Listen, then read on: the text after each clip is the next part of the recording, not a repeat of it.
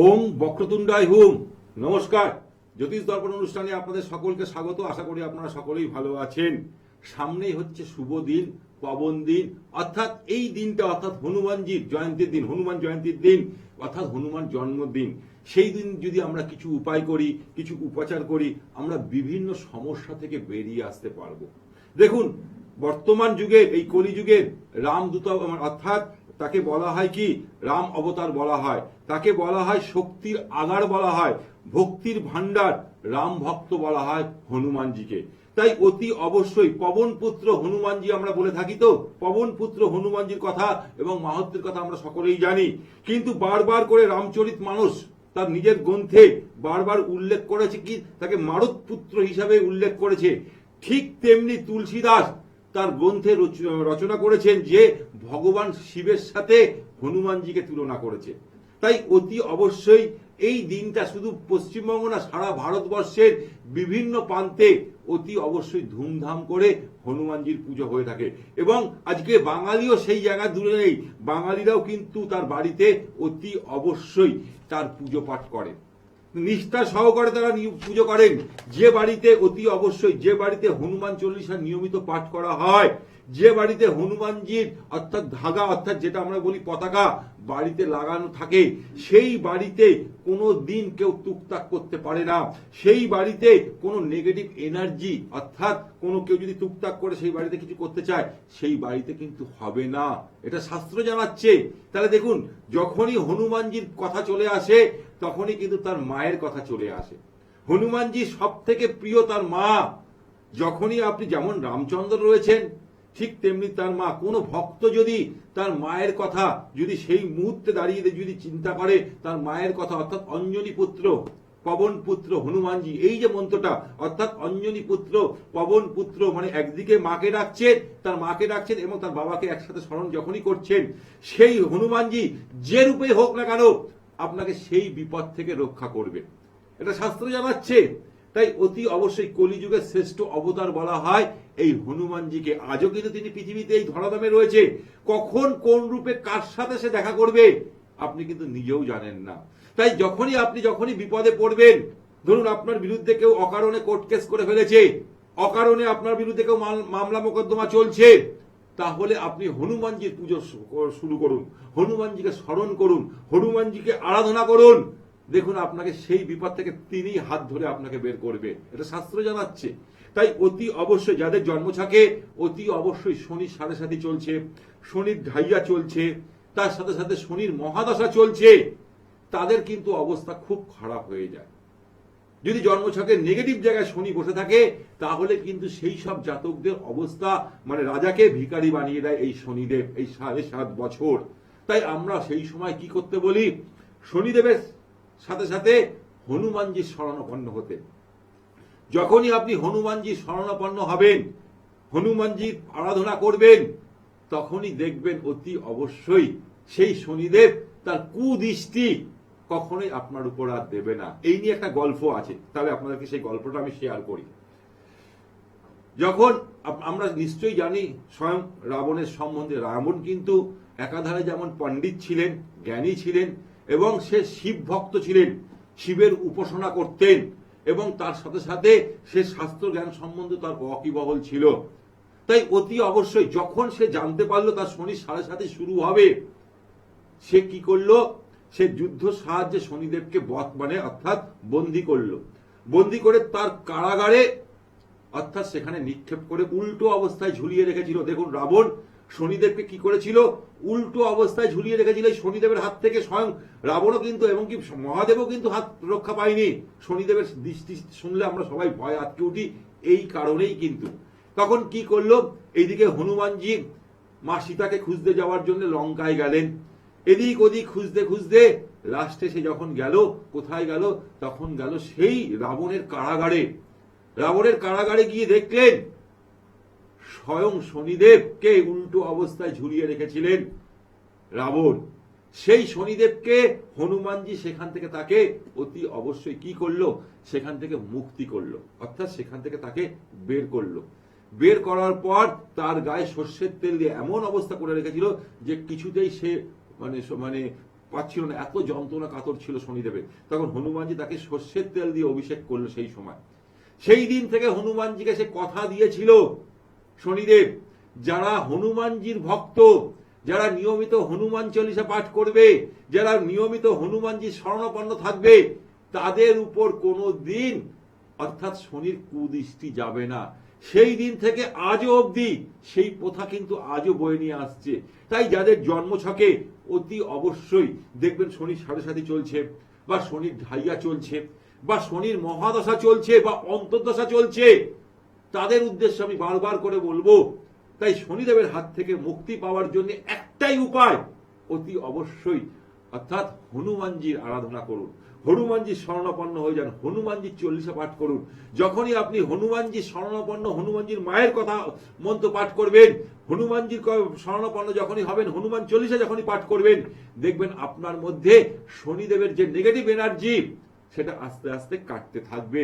কারণ শনিদেব কিন্তু রাজাকে ভিখারি বানিয়ে দেয়, আবার ভিখারিকেও রাজা করে দেয় শনিদেব, এটা কিন্তু শাস্ত্রে উল্লেখ আছে।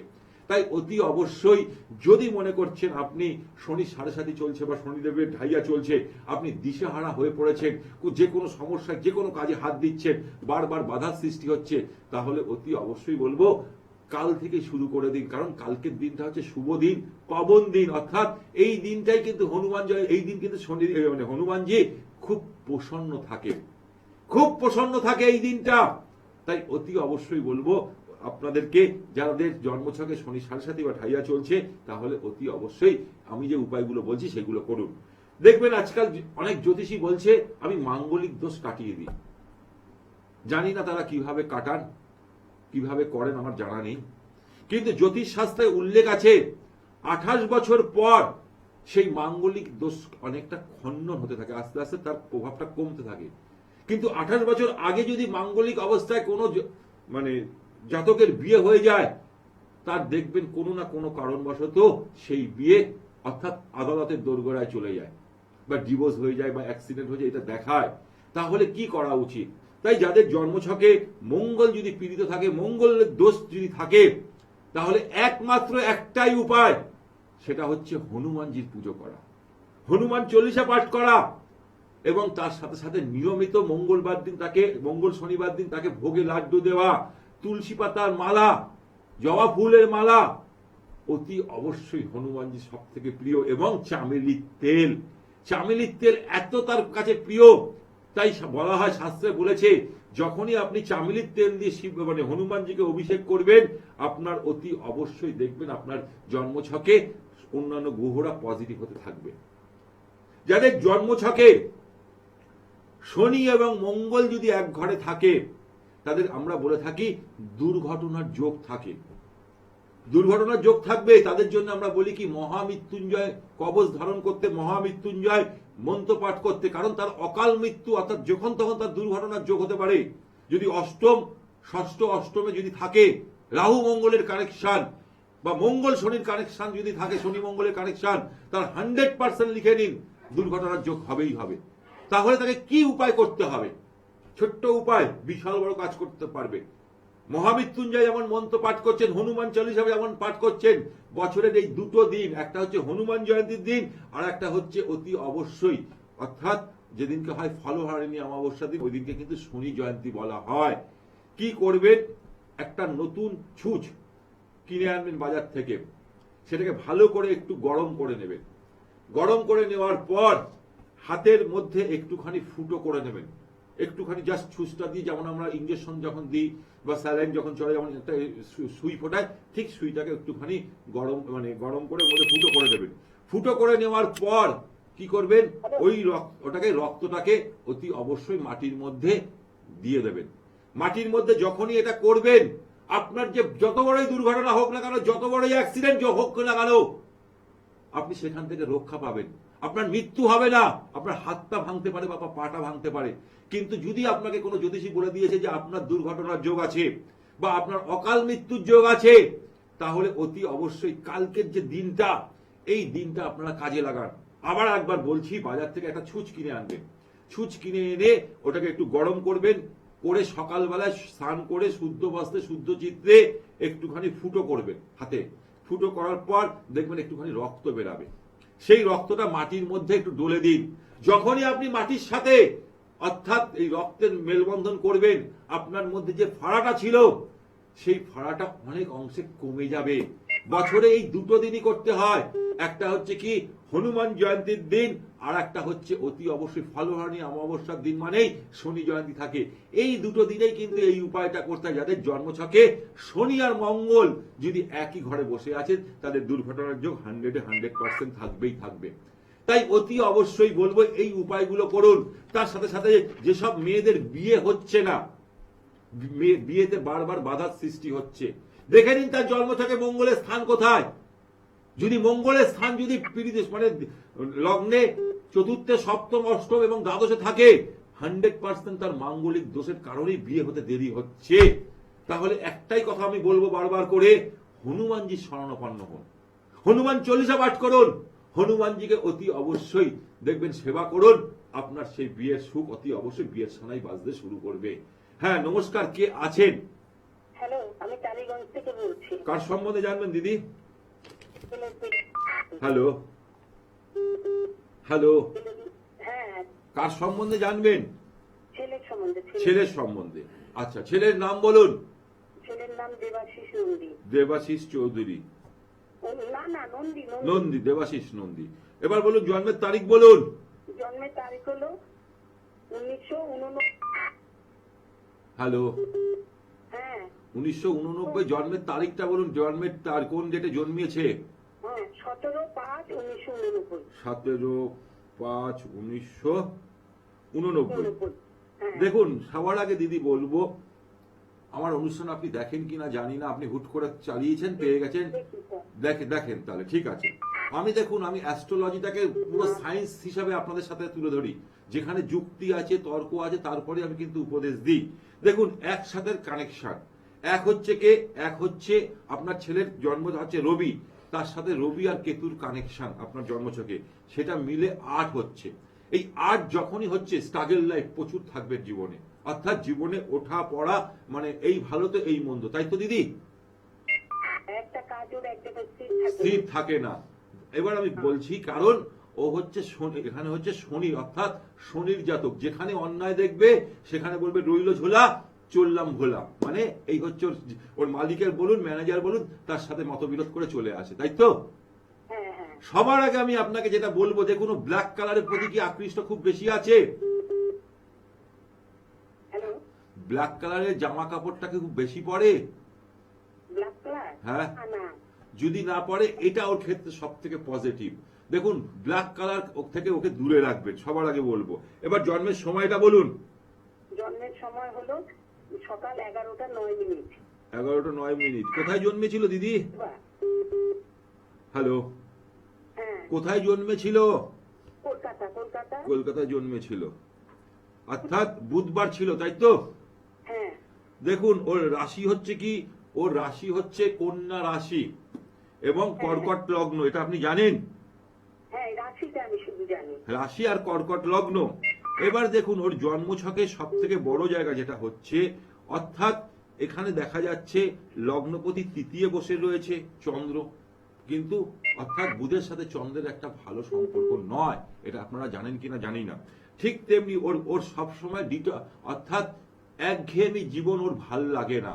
ভাল লাগে ওর? আজকে এই জিনিসটা ভাল লাগে তো আবার 1 মাস 2 মাস 3 মাসের পর এটা ভাল লাগে না, ওটা বারবার ওর চেঞ্জ করতে হয়। মাইন্ড ওর স্থিরতা নেই, মাইন্ড ওকে এক জায়গায় বসিয়ে যদি 1 ঘন্টা কোনো কাজ করতে দেন, ও করতে পারবে না। পারবে? স্থিরতা নেই, সেই জায়গাটাকে ঠিক রাখতে হবে। ঠিক তেমনি অতি অবশ্যই যখনই বিয়ে দিয়েছেন, ঝামেলা হবে। এই যে আমি আলোচনা করছিলাম মাঙ্গলিক দোষ নিয়ে আজকে, একদম 100% মাঙ্গলিক। লগ্নের দ্বাদশে বসে আছে মঙ্গল, 100% মাঙ্গলিক। ওই জন্য আমি আপনাকে একটা কথাই বললাম, অনেক জ্যোতিষী বলে আমি কাটিয়ে দিই, আমি করে দিই, তারা অনেক উচ্চ মার্গের লোক, তাদের সাথে আমি কিছু বলবো না, কিন্তু শাস্ত্রে কোথাও লেখা নেই যে মাঙ্গলিক দোষ কাটানো যায়।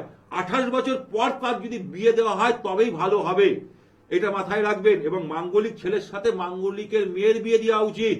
এবং তার সাথে সাথে আপনার ছেলেকে অতি অবশ্যই পঞ্চমপতি লর্ড এবং দশমপতি লর্ড মঙ্গল দ্বাদশে বসে আছে। তাই কি হচ্ছে, ওর মাইন্ডটা ঠিক রাখতে পারছে না, করতে চাইছে। ও প্রথমে যখন কোনো কাজ শুরু করে ফুল ফেজে কাজ শুরু করে, মাঝ রাস্তায় গিয়ে সেই কাজ ছেড়ে দিয়ে বেরিয়ে চলে আসে। হ্যাঁ কিনা বলুন? ওর মধ্যে টেম্পারমেন্টটা খুব বেশি। নিজের ক্ষেত্রে ও কাউকে ভালো উপদেশ দিতে পারবে, নিজের ক্ষেত্রে সেই উপদেশটা যখনই নিজের কোনো বুদ্ধি অ্যাপ্লাই করে সেটাই কিন্তু ডিসক্যারিট হয়ে যায়, অর্থাৎ সেই জায়গাটা সাকসেসফুল হয় না। তাই তো দিদি? এবার দেখুন, ও একটু খেতে ভালোবাসবে, গান শুনতে ভালোবাসবে, সবসময় টিপটপ থাকতে ভালোবাসে, এইগুলো তো আছে।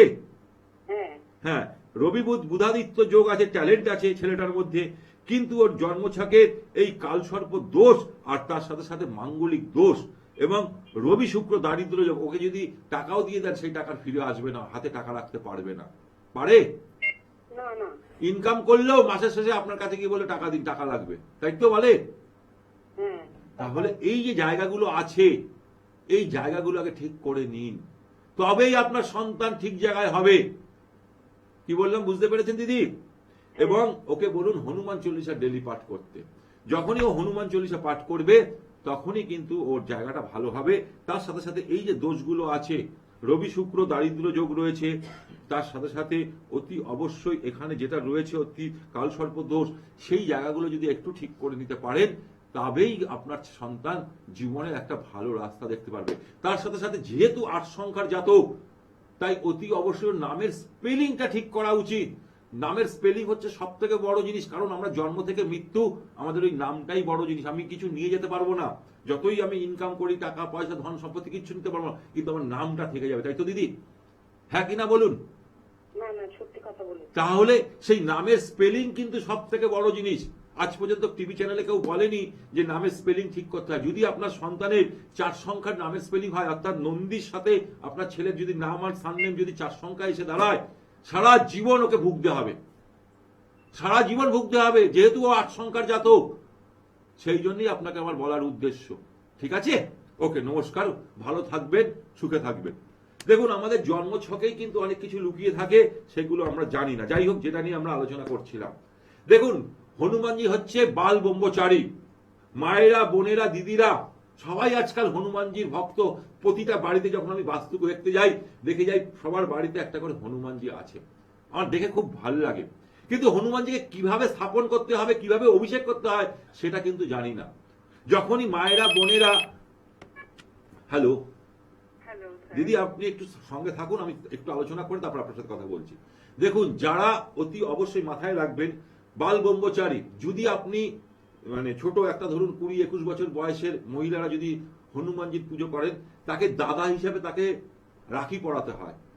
কালকেই অতি অবশ্যই রাখি পরাবেন, পরিয়ে তারপরে আপনি অতি অবশ্যই তাকে পুজো করবেন, এটা নিয়ম হচ্ছে।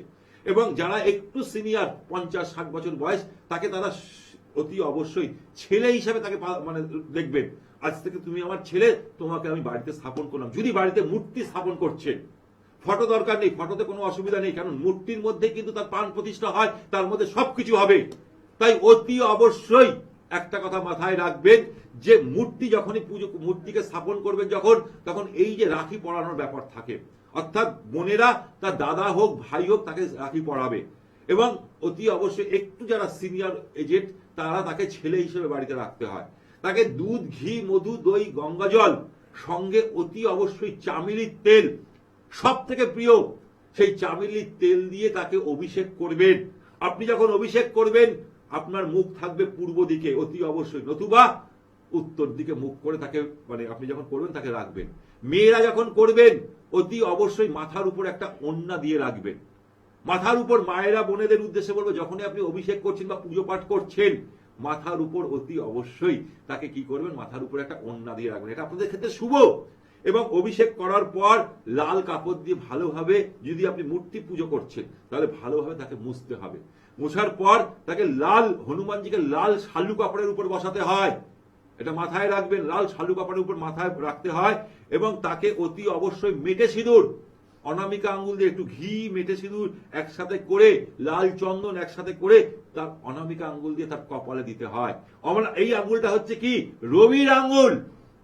তাই অতি অবশ্যই যখনই আপনি দেবেন আপনার সাথে তার একটা অতি অবশ্যই ট্রান্সফারেশন অর্থাৎ প্ল্যান চ্যাট হয়ে যায়, এটা আমরা বলি। মনের কথা সে অলরেডি জানতে পারবে। এবং তাকে তুলসীর অর্থাৎ তুলসী পাতার মালা দিতে হয়। তার সব থেকে ফেভারিট জবা ফুল এবং তুলসীর মালা দেওয়ার পর অতি অবশ্যই ভোগে লাড্ডু দেবেন।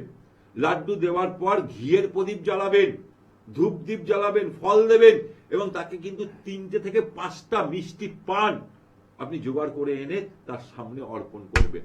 এই ছোট্ট উপায় আপনার ভাগ্যের চাকা ঘুরিয়ে দিতে পারে হনুমানজি। আমি করে দেখুন, আপনাকে আমি চ্যালেঞ্জের সাথে জানাচ্ছি এই কথাগুলো। ঠিক তেমনি অতি অবশ্যই 11 বার হনুমান চল্লিশা পাঠ করুন। আপনি যে সমস্যায় আছেন না কেন, সেই দুঃখের কথা একটা বিন্দু, চোখের বিন্দু দিয়ে আপনি শুধু জানান।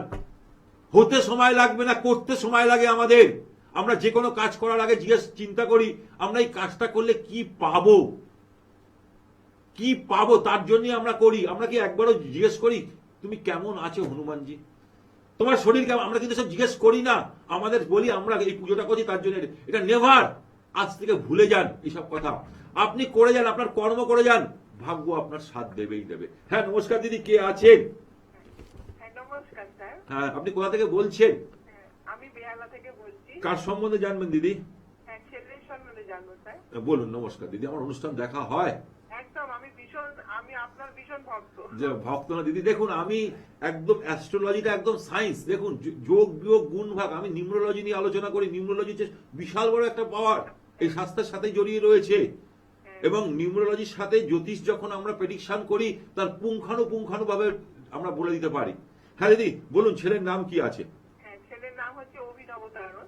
অভিনব তারণ। আচ্ছা, এবার ডেট অফ বার্থ বলুন।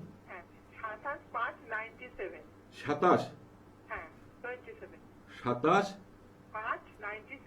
27/5/1997। হ্যাঁ 1997। 27/5/1997। টাইম বলুন। হ্যাঁ সকাল 10টা 7 কলকাতা। 10টা 7 কলকাতা। কলকাতা, তাই তো? 10টা 7 কলকাতা। রবি শুক্র দারিদ্র যোগ। মঙ্গলবার ছিল দিদি? হ্যাঁ মঙ্গলবার ছিল স্যার। দেখুন ওর কর্কট লগ্ন বেরাচ্ছে, অর্থাৎ কর্কট লগ্ন এবং রাশি হচ্ছে কে, ওর রাশি হচ্ছে অতি অবশ্যই এখানে দেখাচ্ছে মকর রাশি। ভাগ্যপতি লর্ড নিচস্থ হয়ে গেছে এবং ওর ভাগ্যস্থানে কেতু গোচর করছে। পিতার সাথে সম্পর্ক ভালো আছে? হ্যাঁ আপাতত তো ভালো, মোটামুটি ঠিকঠাকই আছে, তাই তো দিদি? কিন্তু ওকে বলবেন ওর জন্মছকে দেখুন ভাগ্যপতি লর্ড, অর্থাৎ ও যে অনুযায়ী এফোর্ট দিচ্ছে, যে অনুযায়ী রেজাল্ট চাচ্ছে সেই অনুযায়ী কিচ্ছু পাচ্ছে না। এইতে মাঝে মধ্যে ফ্রাস্ট্রেশনে চলে যাচ্ছে, ডিপ্রেশনে চলে যাচ্ছে, তাই তো দিদি? কারণ হচ্ছে ওর ভাগ্যপতি লর্ড নিচস্থ হয়ে গেছে। ভাগ্যপতিকে যখনই আপনি জাগ্রত করবেন তখনই ওর জায়গাটা আস্তে আস্তে ভালো হবে। যদি কোনো ভালো জ্যোতিষীর কাছ থেকে পরামর্শ, আর মাইন্ড ওর খুব সুইং করে। সুইং করা বলতে একঘেয়েমি জিনিস ওর ভালো লাগে না। ওর ধরুন 2 মাস 3 মাস একটা জিনিস ভালো লাগলো, তারপরে আবার চেঞ্জ করলো। এইটা হচ্ছে বিষয়। ব্ল্যাক কালার ওকে পড়াতে দেবেন না দিদি। ওকে বলুন হনুমানজির পুজো করতে, হনুমান চালিসা পাঠ করতে। কারণ ওর 9 সংখ্যার জাতক। যদি আমি 2 আর 7কে যোগ করলে কত হচ্ছে? 27কে 9 তো হচ্ছে দিদি, সিঙ্গেল ডিজিটে আনলে। যেদিন থেকে হনুমানজির পুজো করতে পারবে সেদিন থেকে জায়গাটা অনেকটা রিকভারি হবে, এটা মাথায় রাখবেন। ঠিক তেমনি অতি অবশ্যই রবি শুক্র জন্মছকে দারিদ্র যোগ আছে। ও ইনকাম কিছু করলেও এত ওর মানে প্রোফাইল হচ্ছে এত হাই ফাই প্রোফাইল, সব খরচা করে ফেলে। হ্যাঁ কিনা বলুন? ও সব সময় ব্যান্ডেড জামা পরবে, ব্যান্ডেড খাবে, ব্যান্ডেড সবকিছু, মানে পকেটে পয়সা থাকে, দিলদার লোক। পকেটে পয়সা থাকলে সবকিছু দান করে দেবে। দেখুন আমার জন্মছক আমাকে দেখতে হয় না। আমার জ্যোতিষ, আমার অনুষ্ঠানটার নামই হচ্ছে জ্যোতিষ দর্পণ। মানে জ্যোতিষ দর্পণ হচ্ছে আয়না। তাহলে আমি যখনই দেখি দিদি তখনই বলে দিই। কিন্তু এই জন্মছকে কয়েকটা দোষ আছে দিদি। এই যোগগুলো একটু যদি কাটিয়ে নেন, কোনো ভালো জ্যোতিষীর কাছ থেকে কোনো উপদেশ নিয়ে নেন, তাহলে কিন্তু জায়গাটা ভালো দেখাচ্ছে। আপনি আমার ওই 7603030671 ওই নাম্বারটায় ফোন করে, আমি বেহালা ইয়েতে বসি, আমি ল্যান্সডাউন আমার নিজস্ব চেম্বারে বসি, ওখানে একবার যোগাযোগ করে নিন, ঠিক আছে? আজকে অনুষ্ঠান একদম শেষ মুহূর্তে, তাই অতি অবশ্যই 400 গ্রাম মেটে সিঁদুর, চামেলির তেল, একটা জবা ফুলের মালা, তার সাথে সাথে অতি অবশ্যই আরেকটা বলবো হচ্ছে তুলসী পাতার মালা, আর ভোগে একটু লাড্ডু আর পান, মিষ্টি পান অতি অবশ্যই কালকে আপনারা অর্পণ করুন হনুমানজির জন্য। যে সমস্যায় আছেন না কেন সেই সমস্যা থেকে আপনি বেরিয়ে আসবেন। আজকের মতন অনুষ্ঠান এখানেই শেষ করছি। ভালো থাকুন, সুখে থাকুন, আনন্দে থাকুন। আগামীকাল আবার দেখা হচ্ছে, ততক্ষণের জন্য নমস্কার।